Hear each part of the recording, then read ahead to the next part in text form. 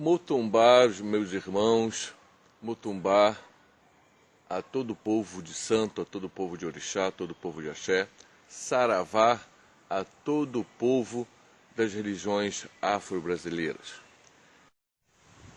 E meu especial mojubá ao meu babalorixá, Rogério Doxóssi, que cuida hoje do meu ori, do meu orixá, Motumbá, meu velho, e meu Motumbá axé a todos os meus filhos aqui do Guibé Axé Araintili.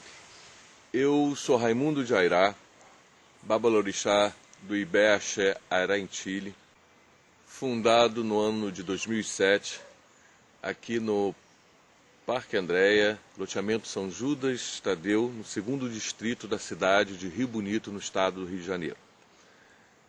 Eu fui iniciado em 1996 pelo Dr. Antônio Carlos, da nação Jeje-Marri.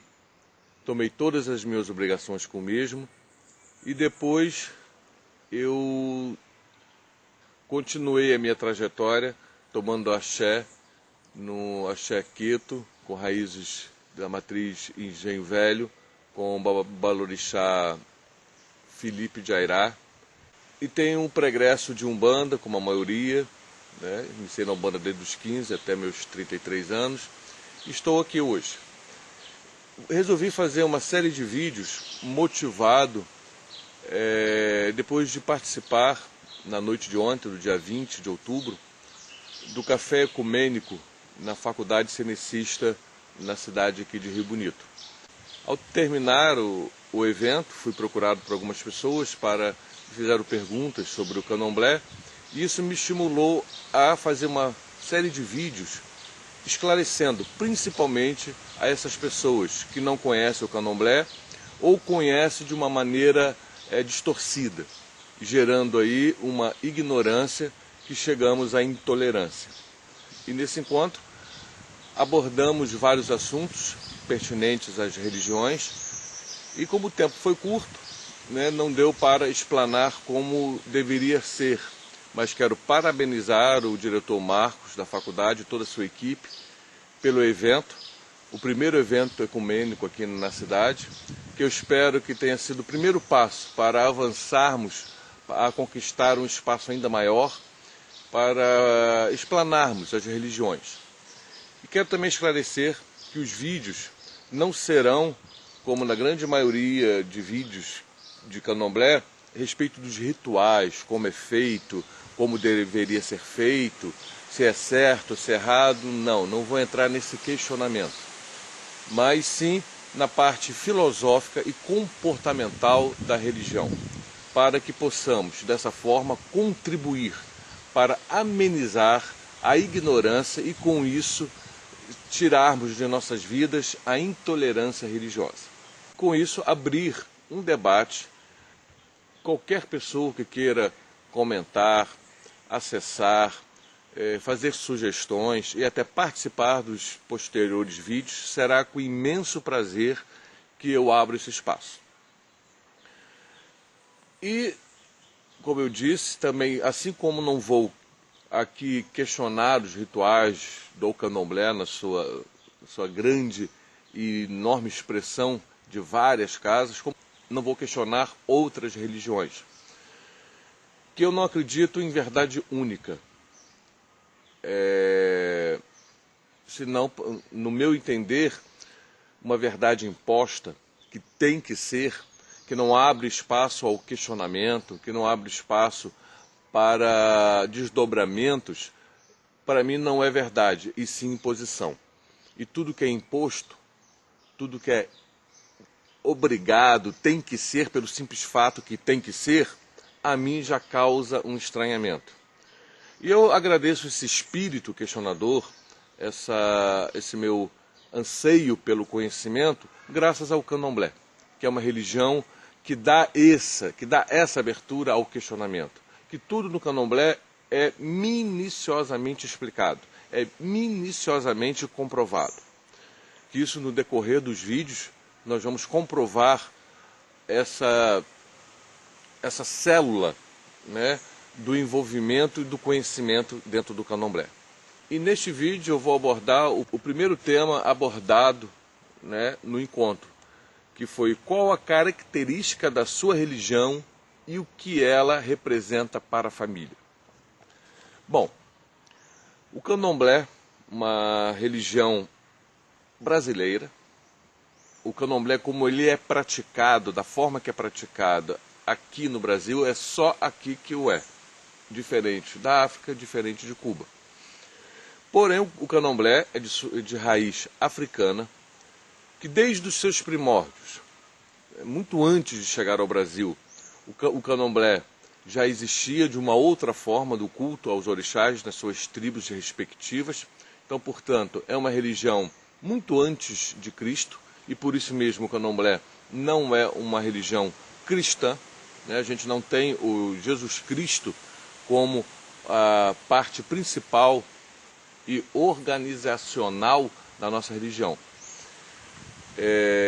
Então foi uma religião, desde o início, criada com um espírito de resistência, pois houve a necessidade desta criação do candomblé no Brasil, pela necessidade de continuar o culto dos africanos traficados, né? Ou seja, arrancados de sua terra, que foram desde o início proibidos de usar o próprio nome, a própria língua, e não era permitido que eles cultuassem a sua própria fé. Isso tudo em nome de salvar as almas. Então, o pretexto todo do tráfico e uma justificativa para o apoio religioso desta prática foi de salvar as almas dos pagãos, dos bárbaros negros que viviam na África. Então, que teriam que traficá-los para salvar as almas. Uma coisa romântica e poética para justificar tal ato. Então, e eu prefiro então acreditar que isso tudo teve também a autorização dos orixás, que foi uma forma dos orixás propagar as suas histórias e seus feitos. E com isso, meio que permitiu que seus filhos fossem traficados e feitos escravos. Muito bem. Feito isso, os escravos aqui, em tribos chegaram aqui, né, em tribos diferentes, com línguas diferentes, com hábitos diferentes, mas a necessidade e o amor de uma raça, de uma crença, uniu-os e transformou a dor nessa linda religião que se chama candomblé, né? Que foi oficialmente primeira casa de candomblé, a Casa Branca do Engenho Velho, fundada por Ianaçô, e chegamos até aqui hoje. Então, o candomblé tem essa característica, né, de uma religião de resistência, uma religião de um povo que construiu com seu próprio suor não só as riquezas do Brasil, mas construiu uma fé embasada em muita luta, em muita força e em muito querer.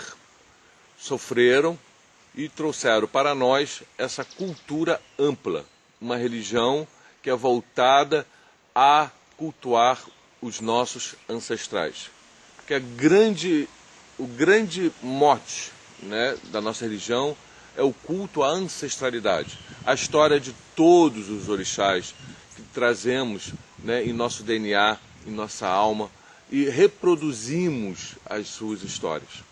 Então é um culto a nós, que nós acreditamos que o Deus, o divino, o superior, tudo está em nós, está no nosso DNA, está nas nossas histórias, nos nossos atos. E assim cultuamos as nossas histórias. E conhecendo os nossos ancestrais, conhecendo as suas lutas, nós nos reencontramos e no nosso autoconhecimento. E com esse autoconhecimento, buscamos uma evolução como seres humanos. E com isso, a gente pode ou não continuar uma tradição de vida, que alguns em outras denominações religiosas chamam de karma. E com isso, tendo autoconhecimento, podemos modificar a nossa vida e o nosso futuro. Então esta é a principal característica do candomblé. Nós tratamos o ser como indivíduo individual, não sendo egoísta, ou seja, num axé, no ibé, numa comunidade, numa roça de santo, que é chamado o nosso templo, nós tratamos cada um como único. Cada um vem cuidar de si, da sua história. Porém, quando se trata de um dentro de um conjunto, acaba-se cuidando-se de cada um, acaba-se chegando a um conjunto melhorado. E cada um vai se espelhando no outro, trocando informações, alimentando-se de cada um e alcançando o objetivo da evolução. Então esse é o grande princípio do candomblé. E o que ela representa para a família? Falar de família no candomblé é muito cômodo, é muito fácil, porque o candomblé, ele remonta, né, à estrutura familiar, desde lá do início, ainda quando os negros escravos, foi construído por família, né, eram famílias, eram casais, filhos, tios, primos, todos de uma mesma tribo ou de uma tribo vizinha, ou seja, um conjunto familiar que é reconstruído até os dias de hoje. Não é à toa que o nome do sacerdote, Babalorixá, quer dizer o pai do orixá, né? Ialorixá, mãe do orixá. E são tratados irmãos, temos tios de santo, avós de santo, pais de santo. Então tem toda essa estrutura familiar e com toda a filosofia da família. Porque aqui nós damos àqueles que procuram o candomblé, que muitas das vezes procuram uma casa de santo exatamente por não ter uma família, por faltar uma estrutura familiar, por não reconhecer o que é uma família. E o candomblé traz isso, é uma religião monárquica, hierárquica, que traz na sua estrutura todas essas responsabilidades de respeito aos mais velhos, de respeitar os seus irmãos, de respeitar o pai, de respeitar a família. Então, damos aos nossos filhos de santo, ou deveríamos dar, se há alguém que não dá, deveria dar, uma orientação não só religiosa dentro do culto, dentro dos rituais, como orientação psicológica, emocional, que muitas das vezes as pessoas chegam aqui completamente desestruturadas do que seja um complexo familiar. Não conhecem o conceito do respeito, o conceito do amor, da compaixão, da compreensão. Então a família, o papel do candomblé na família, muitas das vezes é reconstruir o ser dentro da família, não só na sua família de santo, como na sua família consanguínea, que muitas das vezes tem distorções e problemas familiares. Então, e o contato com as pessoas do candomblé, de uma família, por exemplo, aqui no Ibé Axé Erentili, temos contatos quase que diários. Temos rituais que duram 15 dias, tem vezes que duram um mês. Então é o contato direto, não apenas aquele contato sacerdote e fiéis, né? Aquela coisa distante. Não, nós somos lado a lado, olho no olho, muita conversa, muito ensinamento, e a família, como todas as famílias, e trazemos os problemas e buscamos as soluções. Então, família no candomblé é o próprio candomblé.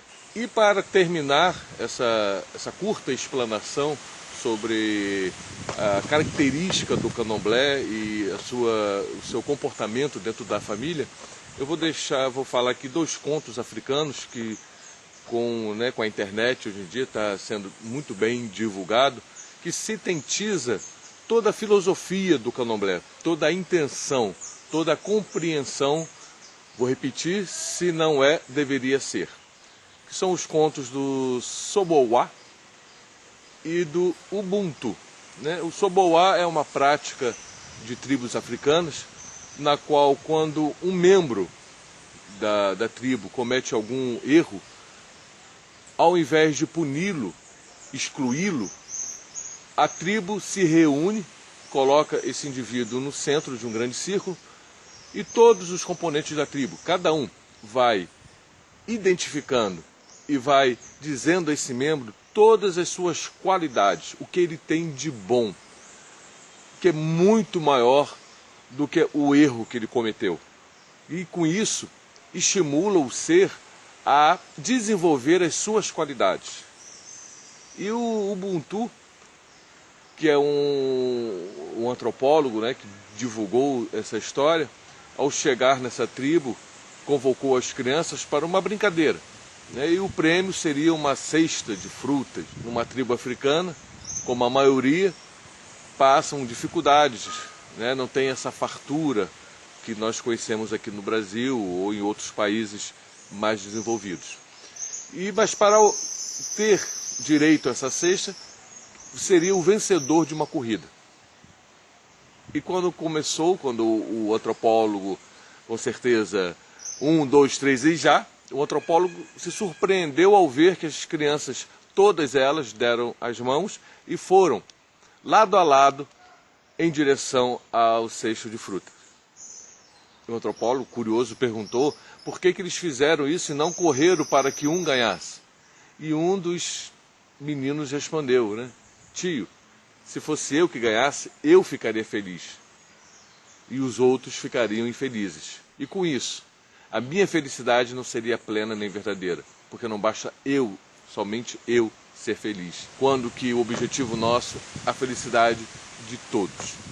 Então isso sintetiza muito a filosofia da minha religião, Candomblé. Espero que tenham gostado, aguardo os comentários e vamos debater, vamos conversar. Candomblé é mais do que uma religião. Candomblé é uma filosofia, é uma nova maneira de se ver a vida e uma nova maneira de se viver. Motumbá a todos, Mojubá e muito axé. Bobo Orixá, Motumbá e aos ancestrais, que continue cobrindo a nós com muita sabedoria. Um grande abraço e até o próximo vídeo. No próximo vídeo eu vou falar sobre o segundo tema abordado no Café Ecumênico da Faculdade Cinecista aqui de Rio Bonito, que foi como a religião pode atrair o interesse do jovem e como contribuir para a sua educação.